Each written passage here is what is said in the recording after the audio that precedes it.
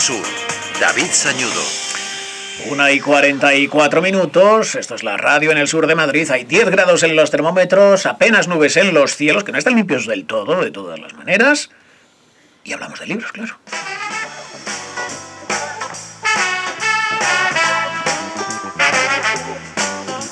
Don José Manuel Contreras, queridísimo Chema, ¿qué tal está usted? Muy buenas tardes. Muy buenas, y hoy no me va a negar porque no A ver, se lo voy sorpréndeme. a admitir, y así de rotundo y de claro se lo digo, que hoy no sea un día mágico, porque hoy es el Día Mundial de la Radio.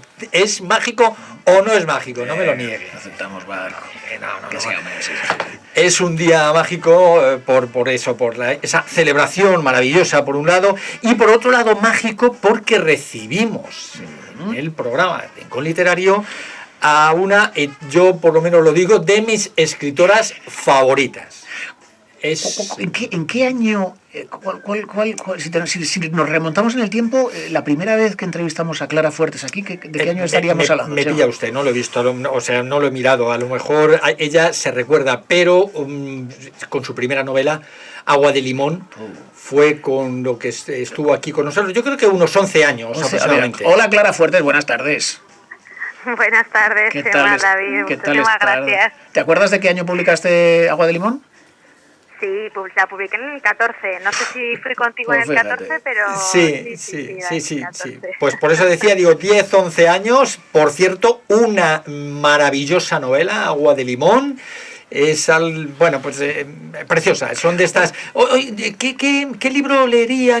Por favor, busca Clara Fuertes y busca Agua de Limón, que te va a enamorar. Mira, voy a aprovechar, ahora vamos a hablar de Golondrinas en agosto, que es su nuevo libro, pero a una escritora, ¿qué le da más satisfacción? Que le hablen bien de su nuevo libro, que te digan, Golondrinas en agosto, me lo he devorado en una noche, en 3 días, me ha encantado, qué maravilla, o que te sigan recordando Agua de Limón, que incluso haya nuevos lectores que digan, pues es que este libro, aunque tenga 11 años, yo lo he leído y me ha encantado. ¿Qué es lo que más te emociona, Clara?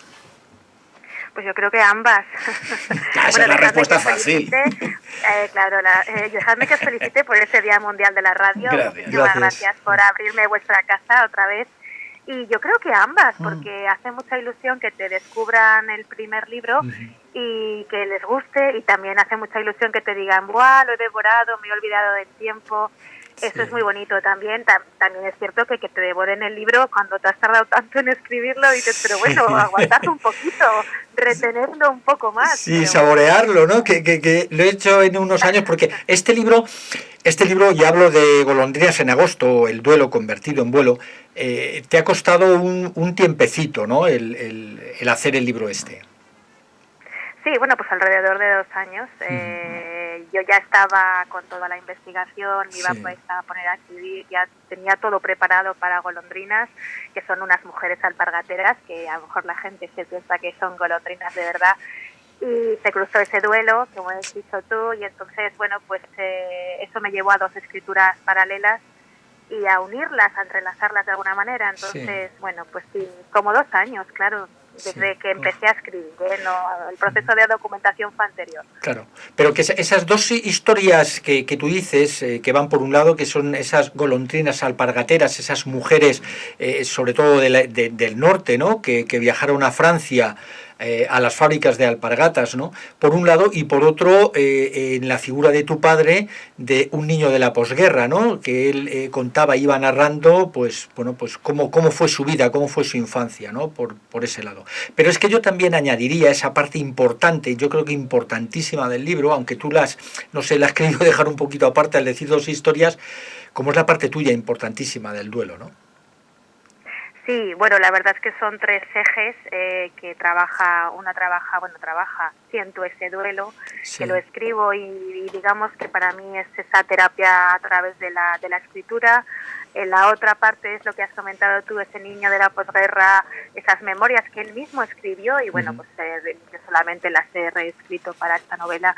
Y luego está pues esa investigación de esas mujeres olvidadas de la historia, esas mujeres que emigraban a Francia a trabajar, a buscarse la vida, a sobrevivir.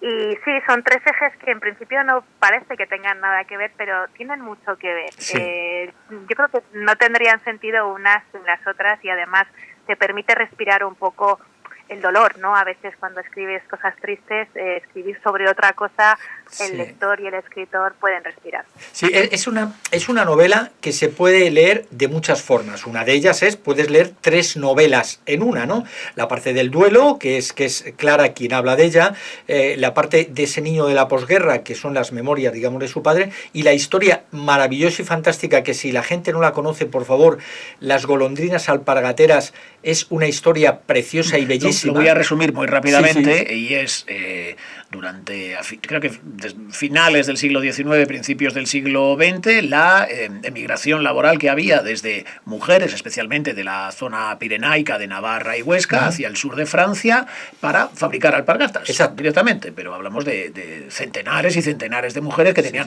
que recorrer a pie, además, toda esa zona tan complicada orográficamente, para ganarse la vida también así. ¿Lo he resumido bien, Clara? ¿Ves más o menos así? Sí, está bien, está bien. Bueno, con las primeras golondrinas datan del 1850 más o menos y más o menos dejaron de existir un poquito antes de la Guerra Civil porque la propia industria alpargatera desapareció.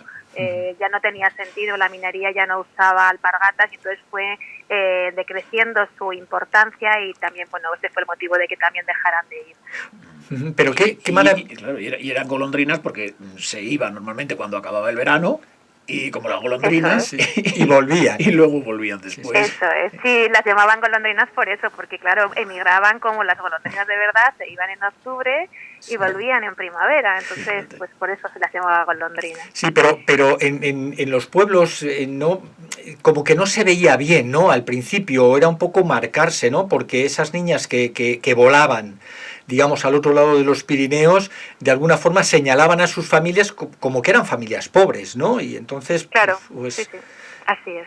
Era eso es lo que sucedía, era como un poco una estigmación, ¿no? Decía, bueno, esa familia efectivamente tiene que mandar a una niña, que además eran niñas, hablamos de 15, 14, 16, 17 años, porque era peligroso ese viaje, era bastante peligroso por los Pirineos, fíjate, además con alpargatas.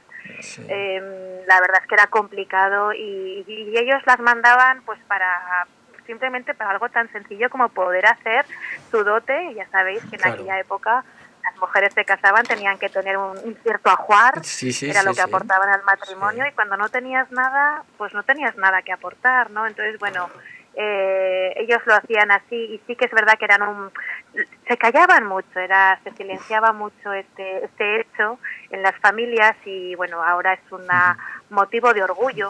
¿Has podido pero no lo era en su momento. En tu investigación, ¿has podido hablar entiendo que con la hija de algunas de estas golondrinas, o cómo has afrontado ese proceso de documentarte antes de ponerte a escribir? Sí, bueno, hay mucha documentación que han ido recopilando, sobre todo en los valles de Huesca, lo que dices tú, Chanzó, bueno, sobre todo mis golondrinas salen de Salvatierra de Esca, que es un pueblecito donde una maestra Carol empezó a hacer una labor de recopilación de familias que habían sido sus hijas alpargateras, y luego del Valle del Roncal, Fernando Walde, que es nieto de golondrina, lo mismo, él ha hecho una labor increíble de documentación, que además está en un libro muy bonito, documental, y la verdad es que han hecho una labor especial de investigación. También al otro lado de Francia hay gente que sabe mucho, que está muy puesta, muy informada, también son nietas de golondrinas, entonces bueno, la verdad es que hay datos, hay información para montar una novela. Sí, porque algunas se fueron allí y no volvieron, es decir, a lo mejor iban un año, iban algunos años y se quedaban allí enamoradas, ¿no? de algunos franceses, ¿no? Y bueno, pues allí formaron su familia y su hogar. Y situaciones durísimas. Sí, eso sucedió, e incluso había mujeres que ya no volvían porque se enamoraban, no solo de franceses, a veces se enamoraban de españoles allí también. Sí. Y la parte... Y luego también hubo gente que se marchó a América, también hubo muchachas que llegaron a irse un poco más lejos. Yo no he tocado ese tema, pero sé que muchas golondrinas también dieron el salto a... Volaron más lejos, ¿no? Todavía más lejos. ¿Descubriste más sobre tu padre, digamos, cuando te documentaste, cuando trasladaste esas memorias de ese niño de la posguerra? Sí, la verdad es que fue... Yo había estado leyendo esas memorias, él las fue publicando en Facebook y yo las fui leyendo mientras las iba publicando para sus amigos y tal, y la verdad es que no acabé de leerlas, bueno, pues porque no acabé de leerlas, pero cuando él me mandó ese documento, me lo mandó a mi correo, me dijo, bueno, ya las he recopilado todas, pues utilízalas cuando quieras, si quieres continuar la saga de Agua de Limón, pues cuando quieras. Y la verdad es que descubrí cosas que no sabía y que me hacían entender mucho más a lo que era mi padre y sus decisiones, ¿no? Con nosotros también. Claro, que muchas veces cuando los padres actuamos de una forma determinada, los hijos y las hijas lo entendéis o no lo entendéis, pero si es de entender de una forma determinada y luego cuando conoces un poco la historia, bueno, pues descubres por lo menos entiendes el por qué se actuó de alguna forma. Ha sido difícil, Clara, darle un sentido a una novela que en realidad son tres historias. Ha sido muy complicado eso, que